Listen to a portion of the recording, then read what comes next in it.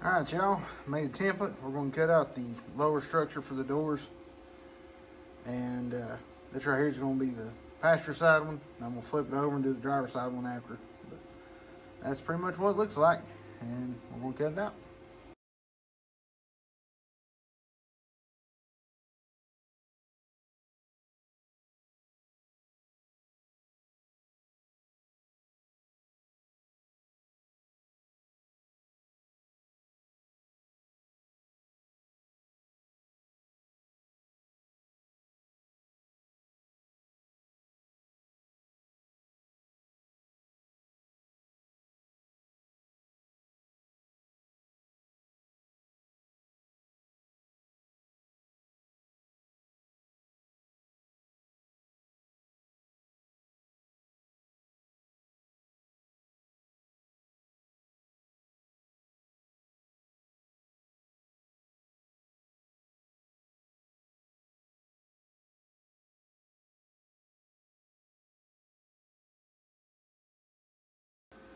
Okay, there they are. Bottom structure for the doors. This one here is driver's side. I'm going to have to build a little bit of the side structure coming up. This one here is for the passenger side. All I got to do is cut it out and put it in. But I do have to put the little nuts in for the strikers. But they fit up about perfect. I'm going to have to push up on the back of it whenever I'm tacking them in. And whenever I do that, it'll be dead nuts. So I didn't get a video of me hammering them because, I was listening to a podcast. But they look good so far. Also, yes, that's the lid to a, top to a washing machine. No, dryer. That's top to a dryer. Because it's 18 gauge. And it saves me from buying extra metal. All I gotta do is cut it out like I would anyway and shape it. So that's fine.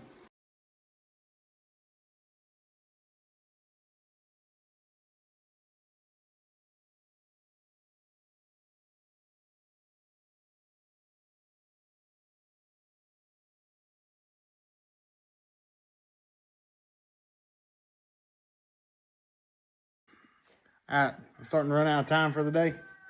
I'm going to cut out one more thing, and that's the reinforcement for the striker plate that welds to a frame that goes up the front of this quarter door right here.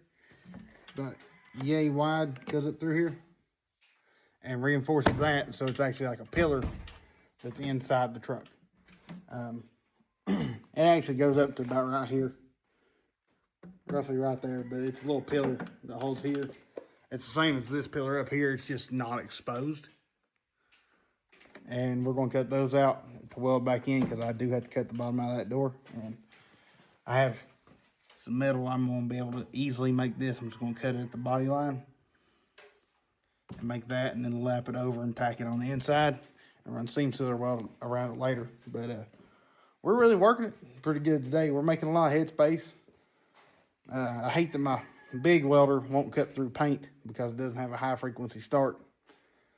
But it does, not my welder, but my big plasma cutter won't cut through paint because it has to have a clean surface because it's not high frequency start, which that sucks, but it's a really good one. So I'm breaking out the Hobart today. And I'd like to have a big one of them if they want to hook me up. But I doubt that'll happen. But when it comes down to it, this truck's coming along very nicely. And it's really getting close to being done with the majority of the metal work. I have one cab mount to make for the front of the passenger side, and then I gotta make both cab corners, but those will be whenever I go to take the bed off because I'm gonna turn this to a sled bed. You can kind of see the design I'm looking for. It's gonna be just right through there, and it's gonna come down and go across that body line there. And I'm gonna take the cap and cut it up to where it actually flows and looks factory. And then it's gonna have a cherry picker on one point, two toolboxes, and an engine stand so I can put everything in here and move it easily. And it's gonna be an adjustable engine stand so I can do things from small blocks to straight sixes and even big blocks. Okay, so I'm getting to the end of it. I didn't get a final picture of this, but we're running out of time for the day. and we're going to go ahead, finish these up.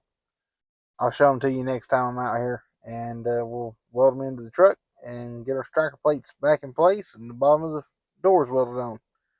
Y'all have a good one.